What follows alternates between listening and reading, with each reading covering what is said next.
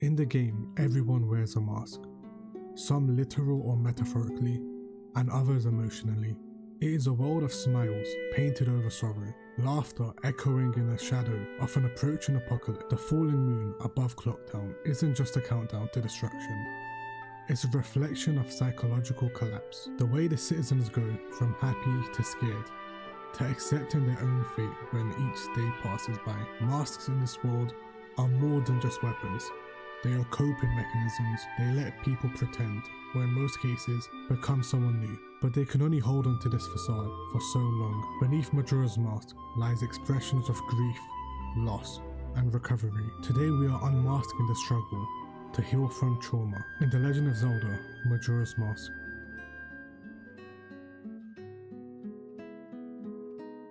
When we first see Link, he's alone in the woods, searching for his lost friends, Navi. This is not the triumphant hero we once knew. This is someone who lost everything. After having such a big responsibility, saving the world from Ganon, then being sent back in time, to losing the one friend who guided you through all of that struggle. Link lost his companion and his purpose, knowing he wasn't like the other Kokiri, and losing his close friend, Saria.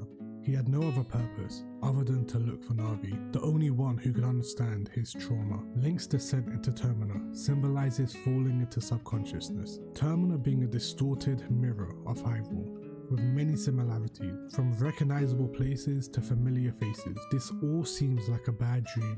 Then, Skull Kid strips away Link's identity by turning him into a Deku Scrub. Each mask Link obtains is from a deceased person, and each time you transform, Link lets out a traumatic scream.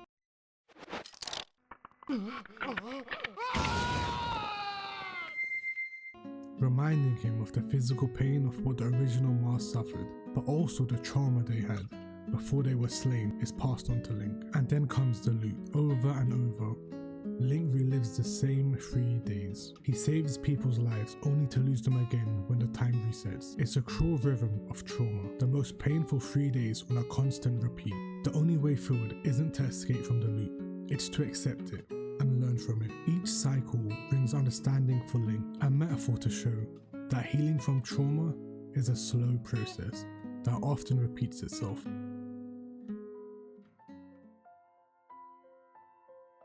Skull Kid, our so-called villain, is also a victim. Before the mask, he was just a lonely child, abandoned by his friends, the 4 giants, making him forgotten by the world.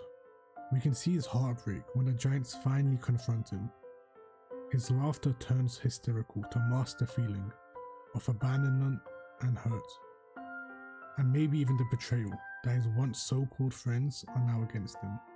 The 2 fairies, Tattle and Tail, tell us that Skull Kid used to play harmless pranks for loneliness as a way of turning it into anger when left to fester. When he eventually puts on Majora's mask, that pain and anger is amplified many folds. The mask doesn't create evil, it gives a voice to unhealed wounds. Skull Kid isn't just possessed, he's consumed by the mask, a puppet to the mask's own desires. The mask is the embodiment of unprocessed trauma that feeds on pain, and Skull Kid had a lot of pain from being alone. The mask turned his sorrow into cruelty, while also magnifying his anger. When Skull Kid was finally defeated, Majora had no use for him, and called him a useless puppet, and disposed of him like he was garbage. Even though Link had a similar experience in being abandoned by Navi, he didn't let it have a negative outcome. However, Skull Kid is like a broken mirror for Link. He shared the same trauma, yet he handled it completely differently. Link met suffering with compassion. Skull Kid is an example of what happens when suffering isn't met with compassion, but instead isolation.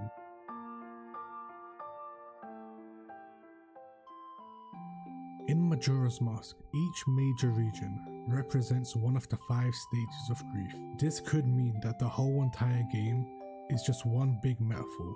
After losing Navi, Link didn't know how to deal with loss, so we adventure through Termina, witnessing each stage of grief, helping Link understand and process trauma. The 5 stages of grief being denial, anger, bargaining, depression, and acceptance. Let's talk about each stage and how they relate to Link and his journey in Majora's Mask. Clock Town represents the first stage, denial. The whole town lives in denial. The impending doom approaches, while the townsfolk insist that the festival must go on. The shopkeepers polish their goods. The swordsman says he can cut the moon in half himself. And even one of the workers jokes around, saying how only cowards fear the moon approaching, and how it's nothing to fear. Denial is the mind's first defense against grief, a desperate illusion of control.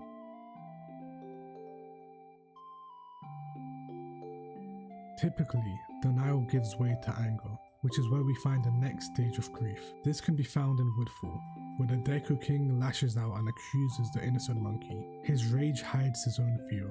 It is much easier to shout than to cry, the same way it is much easier to punish someone else rather than confront your own helplessness. Link's role here isn't to fight anger, but to understand it. He helps bring truth where emotion clouded all reason.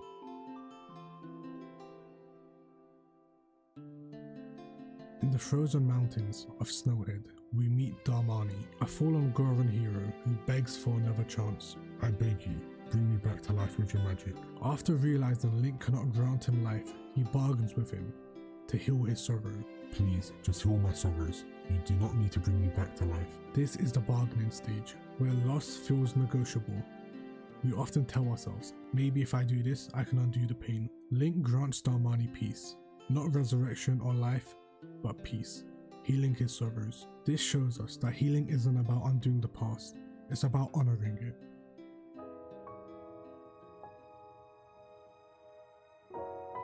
After we witness a mother losing her eggs and seeing someone pass away, we experience the fourth stage of grief, depression. At Great Bay, grief sinks in deep.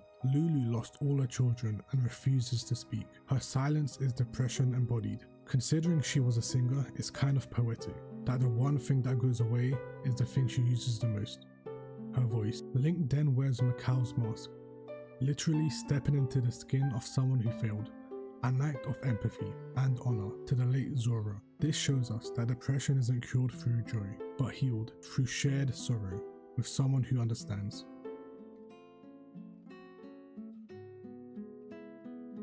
Finally, in Akana Canyon, we reach the final stage of grief, acceptance. Akana Canyon is a land haunted by ghosts of those who couldn't move on. The spirits are trapped by regret, warriors clinging on to old battles, kings trapped to lost pride, and families bound by sorrow. In order to move on, you have to accept the loss, as hard as it may be. When Link wears the Gibdo mask, even the most terrifying monster in Zelda history accepts its own fate. The Re-Dead stop attacking Link, and instead, they begin to dance. As eerie and creepy as it may seem, in a way it's also kinda beautiful. It shows that even the dead can find peace when their suffering is acknowledged. Acceptance doesn't mean forgetting what we lost, or pretending that the pain is gone. It's about learning to live alongside it. Whether the cause of grief is the death of someone close, the end of a relationship, losing a job, or facing a terminal illness, grief is deeply personal. There's no right pace or perfect closure, but like the spirits of Akana Canyon, we find peace not by denying it, but by understanding it and letting go, allowing ourselves to move forward.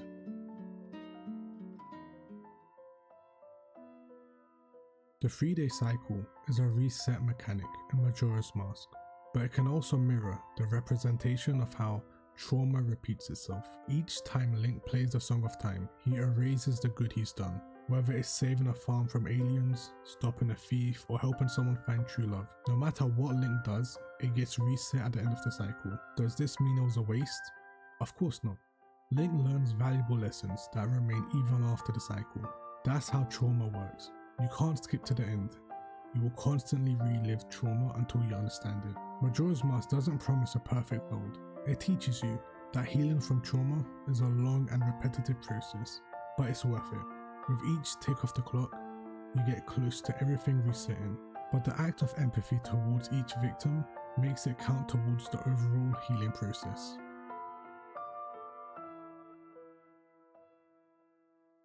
The moon is a symbol of anxiety and inevitability. Its face is very human-like, almost distorted by sorrow. It looms over Termina, a constant reminder that something terrible is coming. And no matter what you do, you can't stop time forever. When Link finally reaches inside the moon, we are not met with chaos. Instead, we are met with an unsettling calm. Inside the moon, we see childlike avatars of Majora. They ask heartbreaking questions such as, your friends, what kind of people are they? Do these people think of you as their friends? Your face, what kind of face is that? I wonder, the face under the mask, is that your true face? These are not questions of a villain. These questions are born from insecurity, loneliness, and the ache of being unseen. These are the voice of trauma victims, asking to be understood. In this quiet space, Majora's essence is not monstrous. It's very human. The voices here are trauma-linked, begging to be recognized and understood.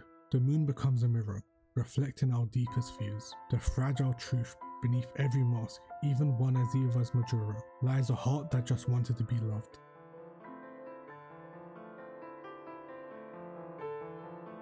In the end, Skull Kid is forgiven, and the giants embrace him again, not because he deserves it, but because compassion is the only way to end this cycle. Throughout Majora's Mask, we see how pain spreads, and how it's tackled, how loneliness becomes anger, and how trauma is present. But compassion breaks that rhythm. It is the one force strong enough to rewrite this never-ending cycle. When the giants confront Skull Kid, it isn't just his redemption, it's the healing of Termina itself. The deep breath that this trapped world can finally exhale once again, no longer trapped in a loop of sorrow and grief. Majora's Mask reminds us that healing isn't about forgetting what broke us. It's about understanding, forgiving, and moving forward.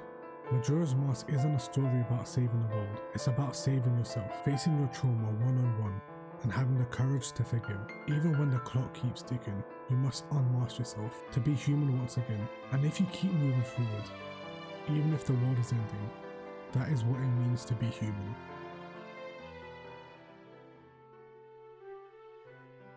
Your pain is the breaking of the shell that encloses your understanding.